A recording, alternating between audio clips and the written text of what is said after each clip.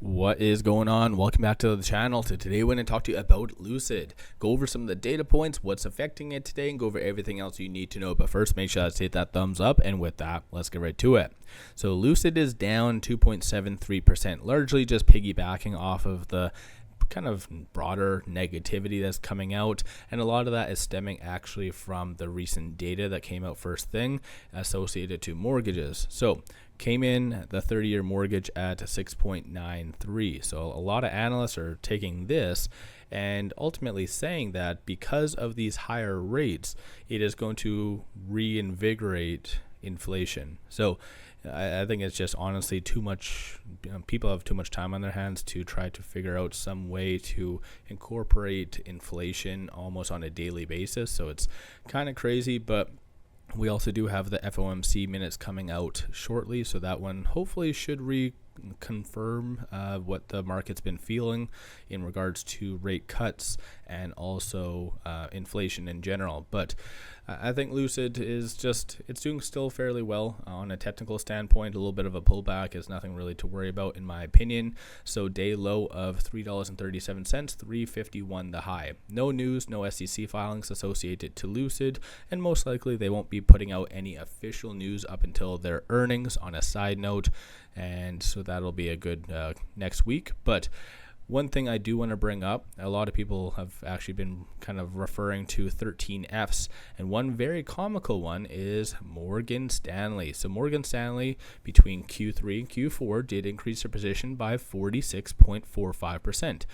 But if we kind of pop over here for a second, look at some of the recent ratings, and I think for those of you that have been in Lucid for a long time, you know that the individual named Adam Jonas has largely hated Lucid, has been a very big Tesla bull since day one, and ultimately has hated Lucid. So right here, so Adam Jonas, who has a 51% success rating, gave a $3 sell, and that was done last month. So it's kind of comical the fact that since 2021, Morgan Stanley has been downgrading Lucid time and time again. Even when it was at like 20, it gave 15, reduced it down to 12, reduced it down to, I believe it was 8, 6, and then 3. That's kind of where they've stuck at 3. But during that time frame, Morgan Stanley, the underlying company itself, has continuously increased their position time and time again every single quarter. So I think just some people find that very comical, which makes sense, right? Usually there's a lot of manipulation that does happen.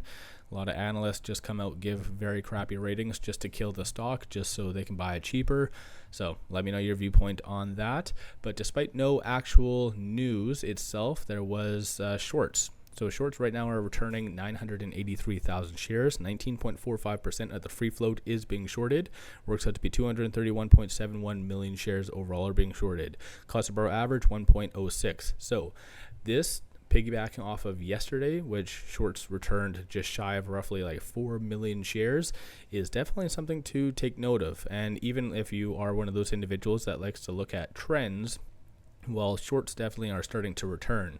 And normally when shorts return leading into an earnings, it kind of shows that they are fearful about something potentially going not right. And so when it comes down to Lucid and their upcoming earnings, one thing that Lucid could put out that would make lives of shorts very difficult is their future guidance. More specifically, 25,000. I think 25, that seems to be the consensus on what the market will see as a success or as a kind of a miss potentially on their 2025 guidance. So again, that's going to be coming up next week. It'll be a very, very fun time.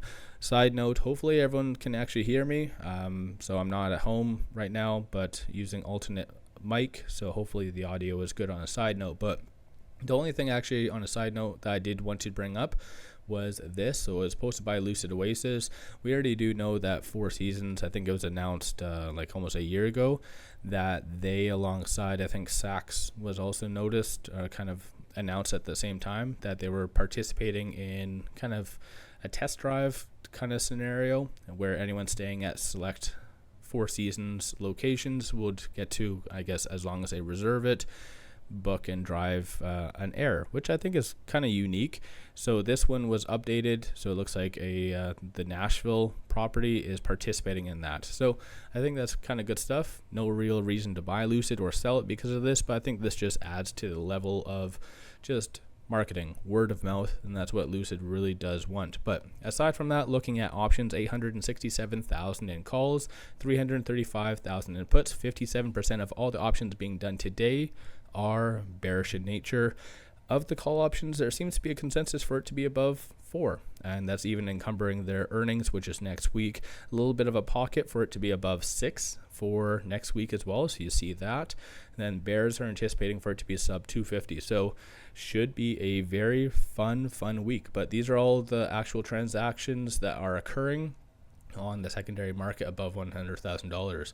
So string of buying that happened first thing, and then aside from that, as of late, you're having some selling right here, but nothing really crazy or anything to worry about. But with it right now at $3.39, it is right below this R1. So just $3.40 will be a absolute key pivot if Lucid is going to continue this kind of movement higher. So just watch for that.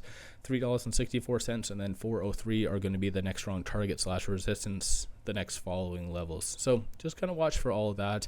Aside from that, no new ratings. So next week we'll see a whole new level of that.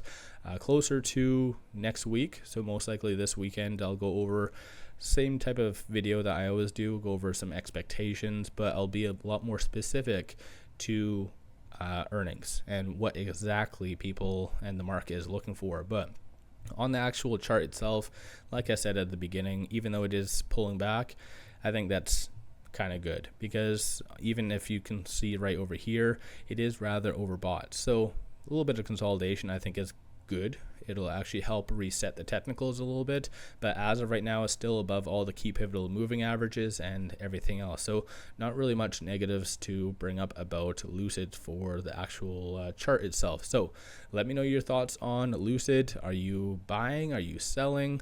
What's your general thoughts on shorts randomly starting to return? Like I said, 4 million yesterday, just shy of 1 million today. I think clearly it goes to show that they maybe feel like there is, again, more upside to come with Lucid. So what's your general thoughts? Don't forget to hit that thumbs up and subscribe. I always greatly appreciate that. And then one final thing, if you are looking for some good buy signals, pop over to my Patreon. I give buy signals on stocks, options, and crypto.